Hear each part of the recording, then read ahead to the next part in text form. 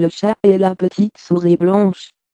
Un beau chat se promenait dans sa maison, et regardait du sol au plafond. Il avait senti une odeur bizarre, anormale. Il rentrait de vacances avec ses maîtres. Il avait été à Milo pour se consolider les os.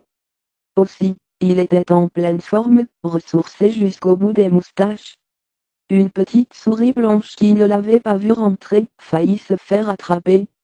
Ah, c'est donc ça, dit le chat, c'est l'odeur que j'avais repérée, une souris dans la maison en train de manger des croûtons. Dis donc, ici ce n'est pas un restaurant à toute heure, tu as accent aigu chez moi, et tu dégarpilles, sinon je vais te jeter dehors, et même, si j'ai faim je vais te croquer comme un morceau de pain. La pauvre souris n'en menait pas large, et partit se réfugier dans le placard sous l'évier. Ce n'est pas la peine de te cacher, dit le chat, je connais tous les coins et les recoins de cette maison où je suis né.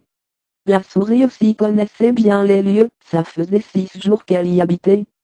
Elle connaissait bien cette maison qu'elle a parcourue pour trouver ses quelques croûtons.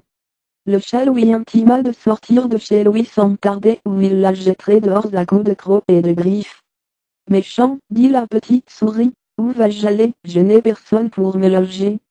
Tant pis pour toi, je suis chez moi et tiens à y rester, je n'ai pas besoin d'inviter. Je ne t'ai rien demandé, alors du balai. Tu prends ton baluchon, et tu t'en vas chez monsieur et madame Cruchon qui habitent un peu plus loin dans une maison. Ils ont des souris, alors une de plus ou une de moins ça ne sera rien. La petite souris prit un bâton, et mit au bout son baluchon. Mais il fallait qu'elle sorte de sa cachette, et elle avait peur que le chat la prenne pour ses croquettes. Elle a soudain une idée. Lorsque la patronne de ces lieux va ouvrir la porte, je me faufilerai par la porte entrebâillée.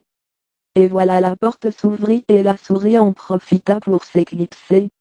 Le chat arriva trop tard pour la croquer, furieux il se vengea sur sa nourriture qu'il avala en 2 temps 3 mouvements.